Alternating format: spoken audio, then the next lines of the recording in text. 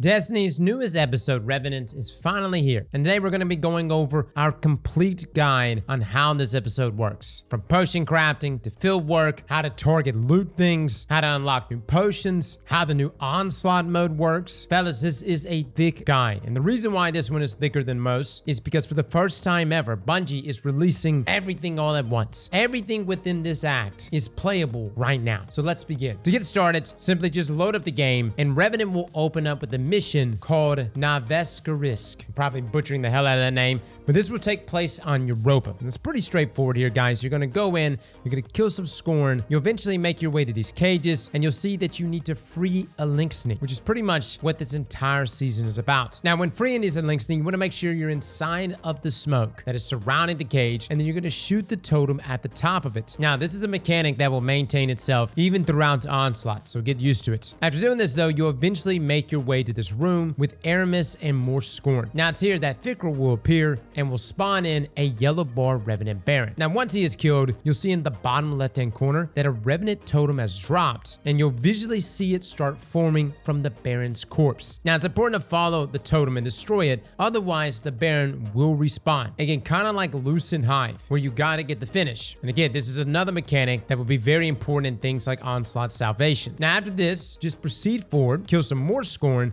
and then eventually you'll confront Aramis with Crow, and you'll take her aboard the helm. Now, at this point, you'll get a cutscene, and if you haven't played the story, well, here it is. This is your spoiler warning. But Fickrel boards the helm. He proceeds to corrupt the Linksney on a nearby catch, which then crashes into the helm, which then causes the helm to crash land, resulting in failsafe taking over, and now the helm is going to require repairs. And this leads us to our brand new social space in the last city, which let me just say, I am all for. Look, man, we've been doing missions out of the helm now for what feels like an eternity. My eyes can't take it anymore. So I'm happy to be here in the last city. Now, from the last city, you can then head towards Ido, who will talk about tonics and elixirs. She then brings up her father, Mithrax, who is sick from Nezrak's curse and is getting worse day by day, and she wants to find a cure. Now, after talking to Ido, you can pick up the Act 1 prologue quest, which step 1 will have you witness a conversation between Mithrax and Varix. Now, after this, you'll get a pretty cool cutscene of Mithrax. Then you'll talk directly with him, where he'll name you his Slayer Baron. You will be defending House of Light. Next, you're going to head on over to the tonic table, where you'll pick up the artifact for this episode, the Slayer Baron Apothecary Satchel, as well as the Act 1 quest called Elixni Rescue. Now, after that, you'll then get a message on the holo projector from Ido, and from here, this is where the quest will split into two directions. You'll have the rest of the prologue, which tasks you with playing Onslaught. You'll also have the Act 1 quest, which is going to walk you through potion crafting and fieldwork. Now, we're going to start there with the potion crafting and essentially explain how this system works. The tutorial is all right, but yes, there's definitely a lot that's left off here. But by the end of this, guys, you're going to understand exactly how potion crafting works and why you want to potion craft in this episode. So to start, you'll need to select a tonic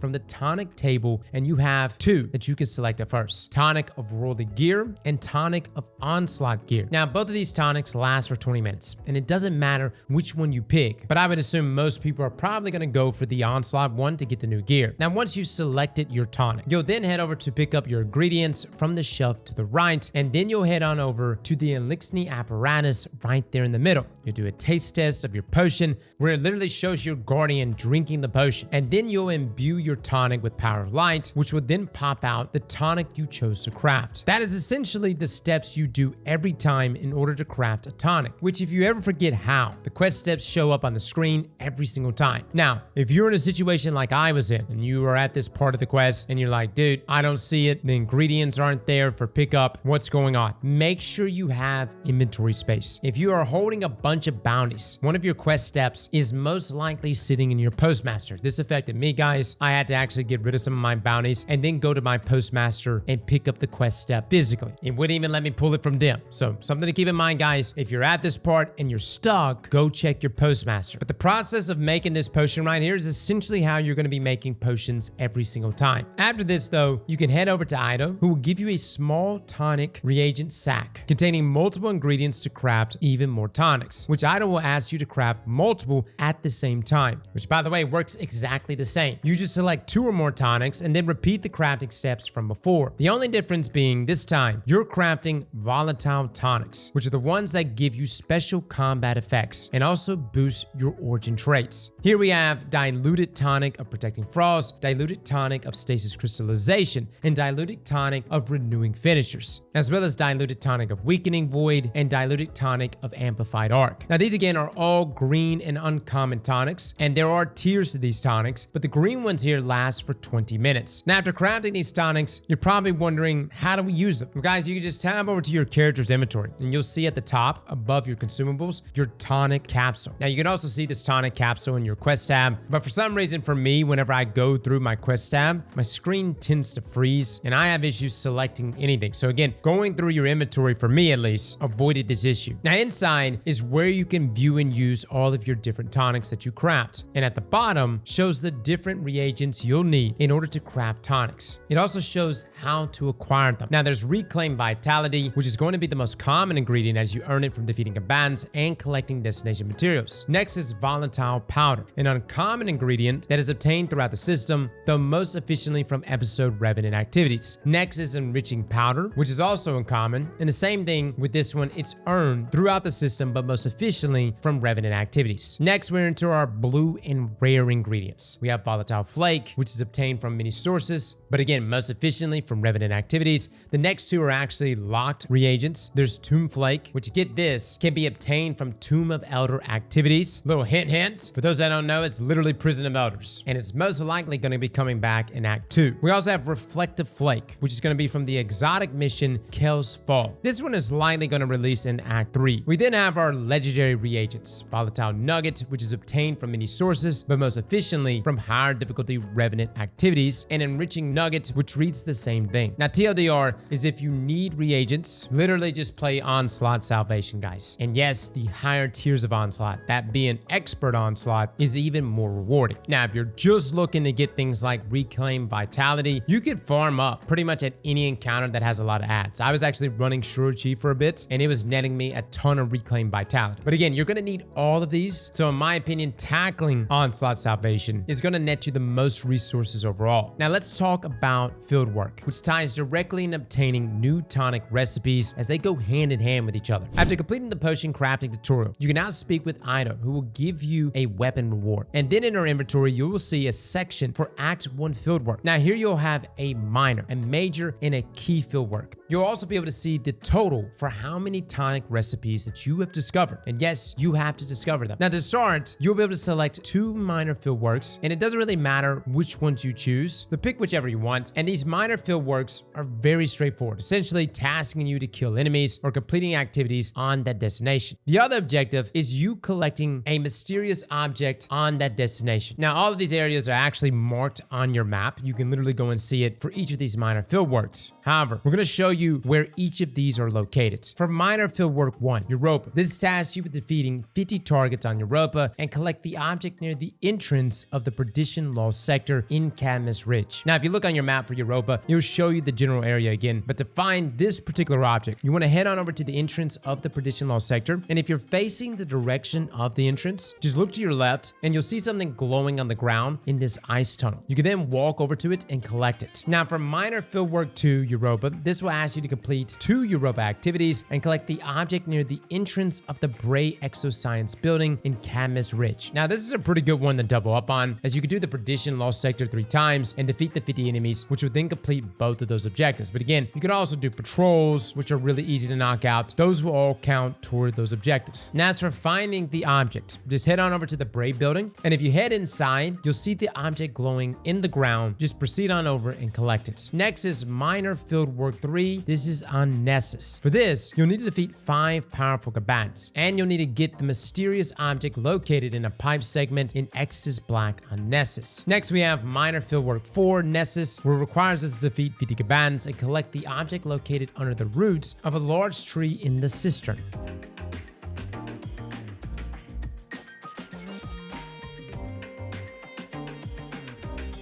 Next is Fieldwork 5. This is located in the EDZ. Here you'll complete 3 EDZ activities, and you'll collect the object here located at the trio of statues in the outskirts. Next is Fieldwork 6. This is also in the EDZ, guys, where you defeat 15 enemies using finishers. And the object is located near the waterfalls, leading to the dark forest in the sludge. Now, next one is Fieldwork 7. This one will be back on Europa, where you need to get 35 solar or stasis final blows. And for the object, it's going to be located on a crane platform in the northern area of Eventide Labs. Next is Fieldwork 8, Europa. You'll need to defeat targets until the bar reaches 100% progress. It also says that Enforcer Briggs will give you additional progress, guys, but that's not necessary. Literally just running into a lost sector or something easily completes this. Now, the object here is located in the northwest section of Eventide Ruins, near the antenna on the top of a dome-shaped building. Next is Fieldwork 9. This is also on Europa. You'll need to generate 20 orbs of power, and the object will be located in the icy plains of the northernmost section near the chasm. Now, for those that are going to be generating orbs of power, again, take advantage of your super, use siphon mods, and of course, Reaper on your class item. That way you could double up and create even more orbs. Now, last but not least, we have Fieldwork 10 Europa. You'll need to rapidly defeat 30 enemies and then find the object located in an underground cavern by the concealed void lost sector entrance in the Asterian Abyss. Now, completing each of these minor fieldworks, you will get a small tonic reagent sack giving you ingredients for more potion crafting. Now, once you've completed any 2 of these minor fieldworks, you'll now be able to select 1 major fieldwork. Now, these are pretty substantial. You'll get a medium tonic sack, so again, more ingredients here. You also get a piece of a lore book, but most importantly, you will get upgrades for your tonics. Now, these major fieldworks are very straightforward, even more straightforward than the minors. Essentially, you just spawn into a destination for the fieldwork. You'll see the marker right there on the destination screen, and this will lead you to a tonic table. It will simply just ask you to drink the experimental tonic, and then when you do so, you'll be placed into a mission, and they're all the same. Literally, all you have to do is kill 15 enemies within 2 minutes, and then the mission is complete, and you can now head back to Idle to claim your reward. Kind of crazy how easy these missions are. Now, there's no particular order that you need to do these in, but if you are looking to optimize, then I do have an order that I personally found to be the best, as it will give you the most beneficial upgrades first. So the first one that I would recommend would be Major Fieldwork 1. This is the one on Europa. This will give you the upgrade called Blood Drive. Essentially, when you collect Reclaimed Vitality, there's a chance to reward uncommon reagents. What that means, guys, is that enemy kills and picking up planetary materials will have a chance to give you uncommon ingredients, thus helping you get more quicker. Next, I recommend Major Fieldwork 5. This is the one on Neptune, and this gives Revenant Recycler, which reads that dismantling episode Revenant weapons now rewards reagents. This is fantastic for those of us farming Onslaughts as we're weeding through the bad rolls. When deleting them, now we're going to be getting reagents. Next, I would recommend Major Fieldwork 3. This is the one in the EDZ. This will give you performance bonus. We're completing bonus objectives in Onslaught Salvation grants additional reagents and reputation progress. So literally those bonus objectives where it's like collect this item that normally would just net you heavy ammo. Not only will it net you heavy ammo, it'll now give you additional reagents. Next, I would recommend Major Fieldwork 4. This is the one on the moon, and it gives you Bounty Harvester. Essentially, completing daily bounties rewards reagents with a small chance of earning high quality reagents. Now last, I'd recommend Major Fieldwork 2. This is the one on Nessus, and it gives you Extraordinary Tonics, which increases the chance to synthesize higher tier tonics in Ido's laboratory. I'm not saying this one's not important, and I know we kept this one for last, and it'll serve its purpose, but for now, doing those other major fieldworks first is going to be more beneficial for obtaining those base versions of those tonics and saving you time on those reagents. Now, by this point, you may be wondering, Cross, how in the hell do I even get more tonic recipes? You're telling me all this other stuff to unlock fieldwork quests? I'm just trying to get more tonics. Unfortunately, Bungie doesn't really explain this well, at least in the tutorial, but it's pretty easy, guys. The only downside is that it's a bit time consuming. At the tonic table, you'll see you have the green and uncommon tonics that you can craft. Now, as you keep crafting more, this will then unlock further rarities. And from what we can tell, you'll essentially need to craft 6 of the same green to then unlock the blue rarity tonic. Then you need to craft 4 of the blue tonic, which will unlock the purple legendary rarity. So for example, crafting 6 diluted tonics of Protecting Frost will then unlock the ability to craft potent tonic of Protecting Frost. Now, this blue rarity seems to give the same combat benefits of while Frost armor is active, primary ammo stasis weapons deal bonus damage. The difference here is that this one will last for 40 minutes versus versus the 20, and it has a different artifact boost. Then for the purple rarity, this will last for 60 minutes and will give you both the artifact boosts found on the green and blue rarity tonics, letting you boost 2 different artifact mods at once. Now this is just our volatile tonics. If you head on over to the section for enriching tonics, there's a ton more. This is going to be divided up into 4 sections. You've got Onslaught tonics, World Gear tonics, Shade Stalker tonics, and Resource tonics. First up for Onslaught, you got the green tonic of Onslaught gear, which can give Shade Stalker armor, Onslaught Salvation weapons, and vintage Onslaught weapons, which are your splicer weapons. Now you can craft 6 of these to unlock a blue rarity. Now these are going to be 3 different types of blues that you can get. There's tonic of vintage Onslaught weaponry, which lasts for 40 minutes and gives you a chance to earn a vintage Onslaught weapon. There's also tonic of Onslaught weaponry, which also lasts for 40 minutes and gives you a chance to earn an Onslaught Salvation weapon. And you can also get tonic of Shade Stalker armor, which will be found in the Shade Stalker tonic section. Again, this will last for 40 minutes and will give a chance to earn Shade Stalker armor. Now, as you craft 4 of the same tonics of these blues, this will then unlock the legendary options. Now, it's here that you can directly focus for specific weapons, whether it be the new Onslaught weapons or the Splicer weapons. Then we got the section for World Gear tonics. You'll start with the green tonic of World Gear. This will last for 20 minutes with a chance to earn world weapons and world armor. And like before, after crafting 6 of these, this will split off into blues for tonic of worldly weaponry and tonic of worldly armor. Then once you get to the legendaries, you get more specific options such as tonic of kinetic weaponry, tonic of energy weaponry, and tonic of heavy weaponry, therefore letting you focus for weapons in those specific slots. You then also have legendary tonics to focus for specific world armor. Now in the Shade Stalker section, the legendaries here will let you focus for the specific armor piece that you may want. Now lastly, we have the resource tonics, which you unlock after completing the key fieldwork. Now this section lets you get tonics for a chance of things like enhancement cores, ascended shards, glimmer, and more. But this week, we just have green, blue, and purple rarities of glimmer tonics. And I assume we're going to get the other resources in the coming acts. Now additionally, from the key fieldwork, this also gives you an intrinsic upgrade to your tonic capsule, which extends the duration of all tonics by 10%. Now as you play, you may also come across exotic tonics. For example, I got one that gives a chance at unlocking an exotic cipher. I got this tonic as literally an RNG drop with the extraordinary tonics buff we talked about earlier. Now as of right now, there's no way to brew exotic tonics without relying on RNG. But from what we can see in the database, exotic tonics include some for exotic ciphers, ascended alloys, and ascended shards. Now another thing to note with all tonic crafting is that after crafting 50 tonics, you'll be able to complete the Alchemastery Triumph that removes the need to interact with a shelf each time you want to make some more. So a little something there to save a bit more time. Now with tonics and Ido squared away, we need to talk about Onslaught Salvation. This is going to be where most of us are going to be spending to grind for reagents, loot, and of course, using our tonics. Firstly, on the resource side of things, Onslaught is a great place to get reclaimed vitality via tons of kills, and is also a great source of volatile enriching powder and flakes. Now these can drop from the boss chests as well as from bonus objectives, but only if you have the performance bonus major fieldwork done that we detailed earlier. Now in the interest of getting as many resources as possible, I do believe that expert Onslaught Salvation is your way to go. Now if it may be too much of a struggle for you, currently right now, and again this may be fixed by the time this guide goes out, the expert version of Eventide is actually powered capped at 2010 versus 2065, meaning it is miles easier, guys, to get through that expert onslaught. So if you're running with a team of randoms, especially in things like Fireteam Finder, take advantage of this, guys. Even though Eventide does have enemies that spread out a bit more, the enemies themselves are substantially easier. And keep in mind, the expert version of Onslaught Salvation gives you double drops, and that's for everything. Double weapon drops, double resource drops. It's fantastic. But that brings us back to Onslaught Salvation's base rewards. The weapons you can expect to get are the same ones we make tonics for, that being Vantage Point, Bittersweet, Exuviae, Liturgy, Insurmountable, and Sovereignty. These will drop from chests with the possibility of double perk shiny rolls on any weapon dropped from waves past 30. Now I don't know if it's my RNG, guys, but I personally haven't seen a shiny weapon yet. So if you got one, let us know. Now for those that are going to be tackling Onslaught Salvation, it's no joke, guys. It's tough. And we're going to have a more detailed guide with builds recommended for this activity. But for the time being, take advantage of the new traps. Now, the new turrets that you can man, I think they're pretty fun, but I also think they're kind of weak considering they literally take you out the gunfight. Airstrikes, though, are very strong as they can nuke entire waves. Tripwires are absolutely a must when fully upgraded. And for the final boss, at least for this week, which you can can see in the modifiers here, if it happens to be the subjugator, again guys, use microcosm. Microcosm shreds the subjugator. We'll have a more in-depth guide on Onslaught Salvation. We'll probably have a build guide as well for builds we recommend for reaching Expert 50. But for the time being, take advantage of Eventide being bugged, where things are capped at 2010, and watch out for the booby traps. There are so many traps now. If you see an exotic Ingram on the ground, let me just say, probably a booby trap. If you see ammo on the ground, probably a booby trap. And the damage they do will annihilate you. So be very careful when running to grab those things. So guys, that is your guide here for Revenant Act 1. We'll be grinding with viewers over on our Twitch, doing some Onslaught Salvation. We'll be kicking up build battles for this week as well, which is a series where you come into our stream, submit a build to compete against someone else's build. We would love to have you join us. Fellas and ladies, thank you all for coming and watching, and as always, Slap that like button like your mama told you right.